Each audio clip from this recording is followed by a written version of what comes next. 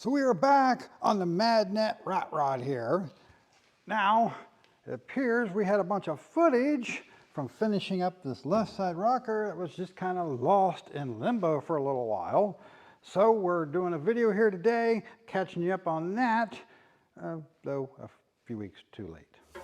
So I got the outer rocker skin attached to the sill, and we got screwed in place, and I went ahead and plug welded it in several places. And I went ahead and welded this in because I was just working and forgot to turn the camera on again. Hopefully we'll get a better footage of the other side when I'm doing this. But we got all this cleaned up, and that's what the exhaust opening is going to actually look like finalized. So now what I need to do is get some clamps on here to clamp this here and clamp this way, so I can go ahead and plug weld all these plug welds down the length here on the top and on the bottom here.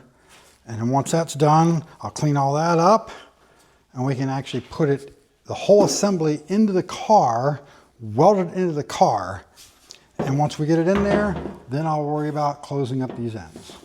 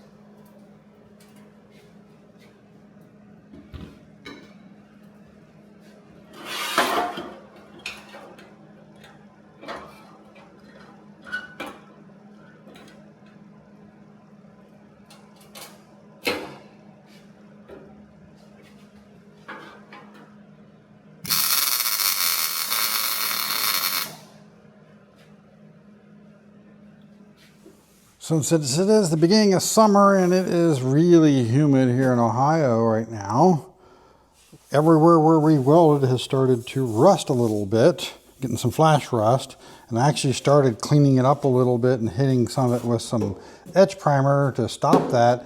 And then I remembered, hey, I bought a bottle of this Eastwood fast etch a while back, and it was sitting in a box on the shelf. I forgot I had it. This stuff works really good for this, and actually you're supposed to spray it on and let it sit for a while, but for this type of stuff it actually comes off really easily. I have said something about this on one of my videos in the past, but that was one of the first videos I put up that people haven't hardly watched. I don't like, promoting products, but this stuff actually works. And I will put a link in the description to this stuff on Amazon if you're interested in using it yourself.